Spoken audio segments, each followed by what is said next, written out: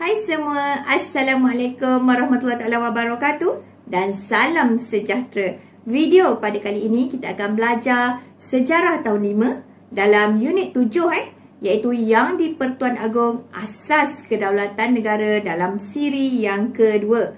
Jom kita belajar.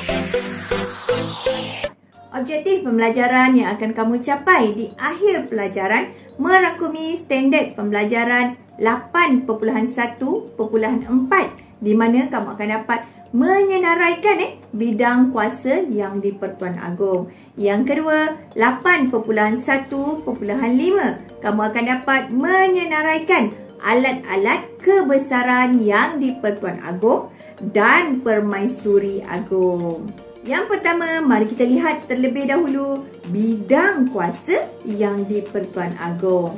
Apakah bidang kuasa Yang di-Pertuan Agong, murid-murid?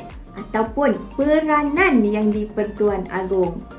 Murid-murid tahu negara kita ini mengamalkan sistem raja berperlembagaan. Pemerintahan kerajaan dijalankan berdasarkan perlembagaan persekutuan, iaitu undang-undang tertinggi di negara kita. Sebagai ketua utama negara, Yang di-Pertuan Agong kita ini memayungi 3 badan kerajaan, iaitu Badan Perundangan, Badan Eksekutif dan Badan Kehakiman. Mari kita lihat satu persatu bidang kuasa Yang di-Pertuan Agong. Murid-murid boleh lihat yang pertama, di mana Yang Pertuan Agong ini sebagai ketua agama Islam bagi negeri baginda dan negeri-negeri yang tidak beraja. Negeri baginda, negeri baginda tu di mana ya? Masih ingat lagi? Yang di-Pertuan Agong kita daripada negeri mana? Sultan daripada negeri Pahang. Okey, jadi negeri-negeri yang tidak beraja pula negeri mana, murid-murid? Jadi ketua Islam di negeri-negeri yang tidak beraja itu termasuklah Pulau Pinang, Melaka, Sarawak, Sabah dan wilayah persekutuan. Seterusnya, mari kita lihat yang kedua, di mana Yang di-Pertuan Agong ini mempunyai kuasa untuk melantik Perdana Menteri dan anggota Kabinet Malaysia. Yang ketiga pula, kita lihat di mana Yang di-Pertuan Agong ini memelihara kedudukan istimewa orang Melayu dan Bumiputera. Bila kita sebut saja Bumiputera, apa yang murid-murid faham? Ya, betul. Ianya berkenaan dengan penduduk asal negara kita, iaitu terdiri daripada orang asli daripada Bumiputera, Sabah dan Sarawak. Baiklah, seterusnya mari kita lihat yang keempat. Murid-murid boleh lihat dalam gambar raja ini di mana Yang di-Pertuan Agong juga memelihara kepentingan sah kaum-kaum lain sebagai warga negara Malaysia. Yang kelima pula, bidang kuasa Yang di-Pertuan Agong adalah sebagai pemimpin yang tertinggi dalam Angkatan Tentera Malaysia.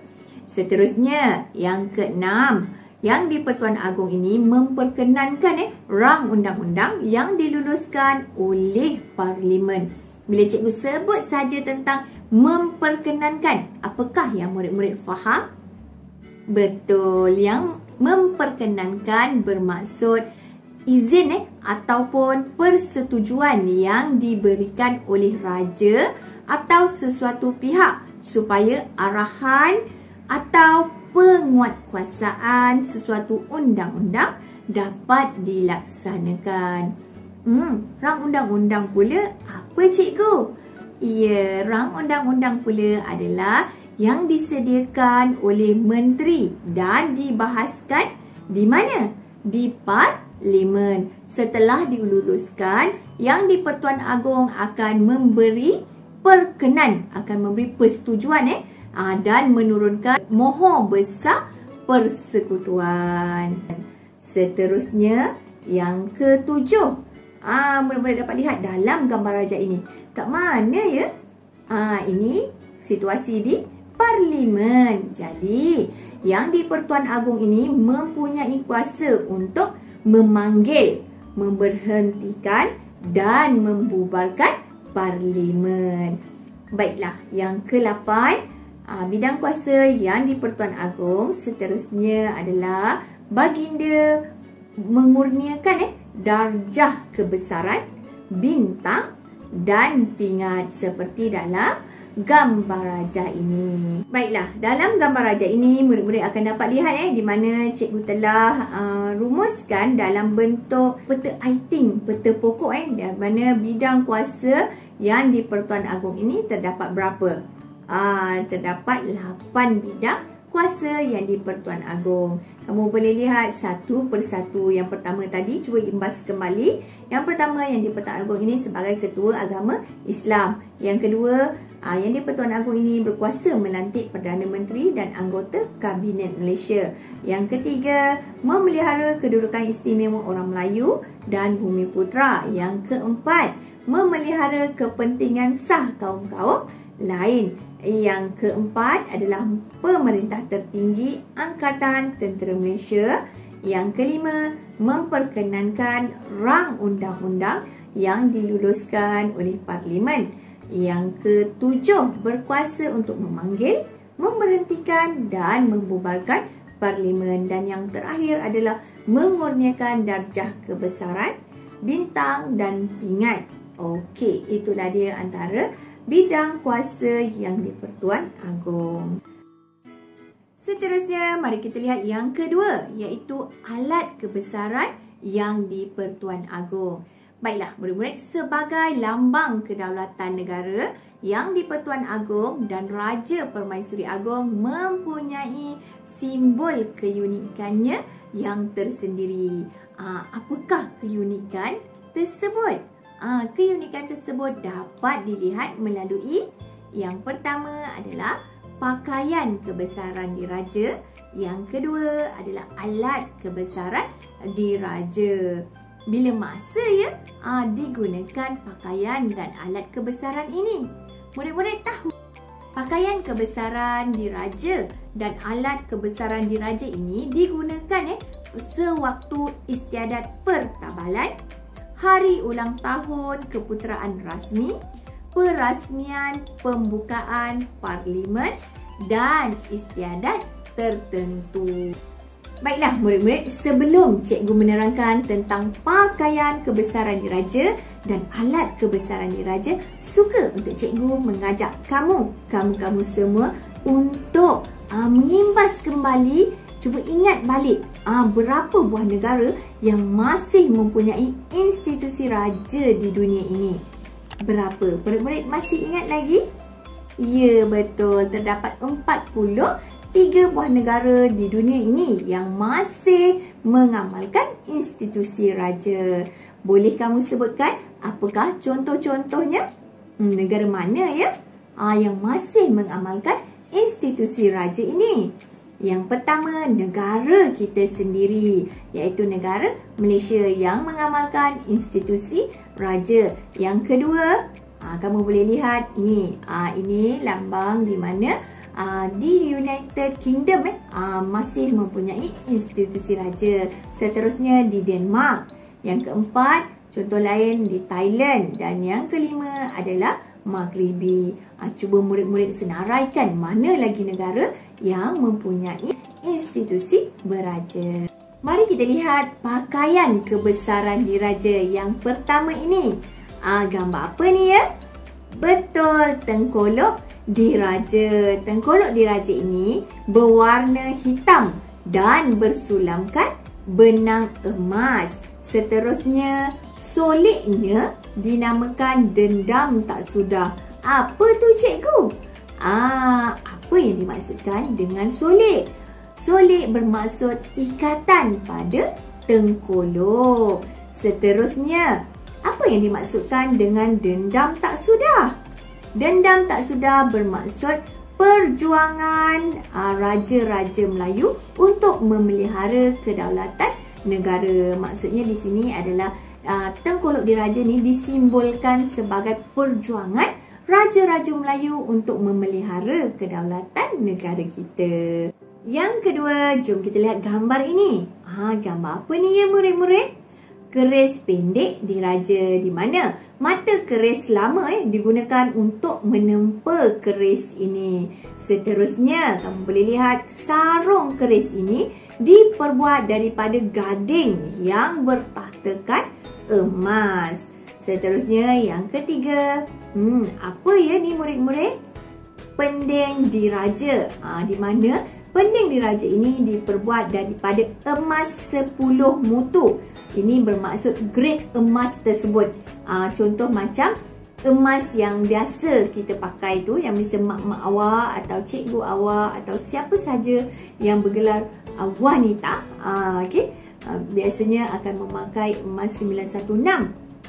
Di sini emas 10 mutu, grade emas tu, grade emas yang baik, diperbuat. Jadi pending raja ini diperbuat daripada emas 10 mutu dan bertahtakan permata delima. Seterusnya ianya dijadikan hiasan pada tali pinggang atau bengkung.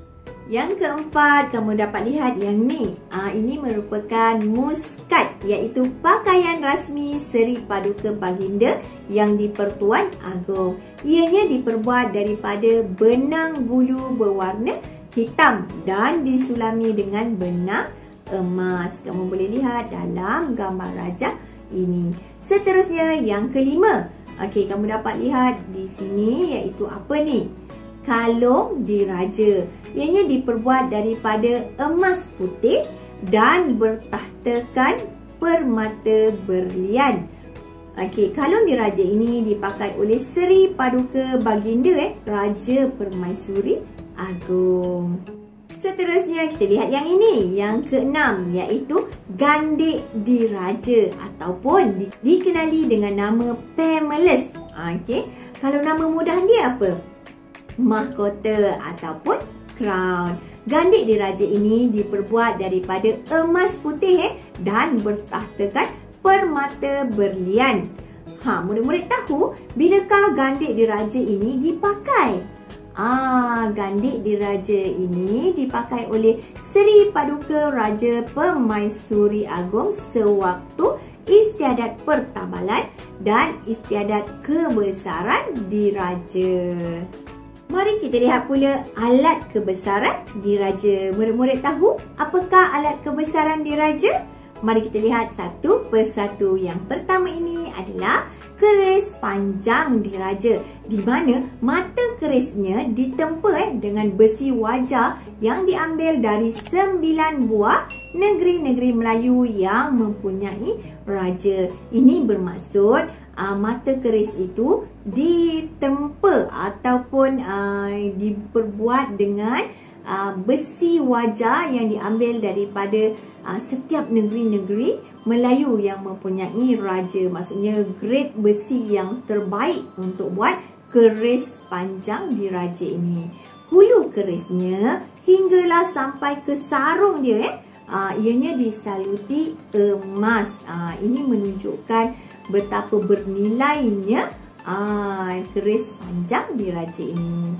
Baiklah, seterusnya kita lihat yang kedua, di mana kamu dapat lihat dalam gambar rajah ini. Apa ini murid-murid?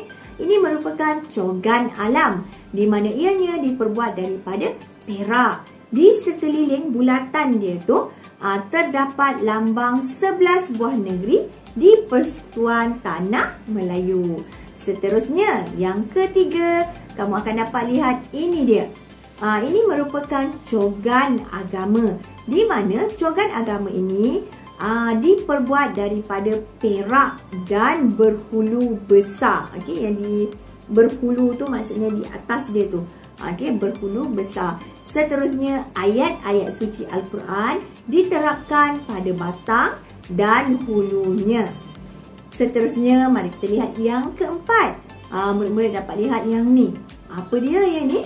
Ini merupakan cokma. Cokma tu apa? Cokma ini diperbuat daripada perak dan mempunyai kubah di hulunya. Seterusnya, ia juga merupakan alat perang yang digunakan pada masa dahulu. Baiklah murid-murid, seterusnya kita lihat yang kelima. Di mana? Ini dia. Ini merupakan payung ubur-ubur kuning dan tombak berambu. Di mana pada puncak payung tu pada puncak payung ubur-ubur kuning tu diletakkan anak bulan dan bintang berwarna kuning raja. Seterusnya, tombak berambu pula mempunyai mata berlok 3. Kamu boleh nampak dia macam gitu kan? Lengkuk dia tu, itu kita panggil berlok 3. Mempunyai mata berlok 3. Okey, seterusnya yang ke-6. Di mana kamu dapat lihat ini dia. Ini merupakan apa nama dia ni? Ini adalah pedang, keris panjang dan sundang diraja, di mana ketiga-tiga alat ini merupakan senjata Melayu lama. Keris panjang dan sundang diraja disaluti dengan perak dan berukir pada hulu dan sarungnya. Itulah dia pakaian kebesaran dan alat kebesaran diraja. Jadi kita sebagai rakyat Malaysia perlulah mempunyai rasa berbangga dengan pakaian dan alat kebesaran diraja. Sebab apa? Kerana alat-alat kebesaran ini merupakan ataupun melambangkan keagungan institusi yang di-Pertuan Agong di negara kita. Sampai di sini saja video kita pada kali ini. Sehingga kita berjumpa lagi dalam video yang seterusnya. Sebagai tanda penghargaan, cikgu mengharapkan kamu semua tekanlah butang subscribe sekiranya kamu merasakan video cikgu ini bermanfaat buat kamu. Jangan lupa juga untuk tekan locengnya. Sekali sudi-sudikanlah juga untuk tekan like dan share video-video cikgu dengan rakan-rakan kamu semua. Terima kasih semua. Bye-bye.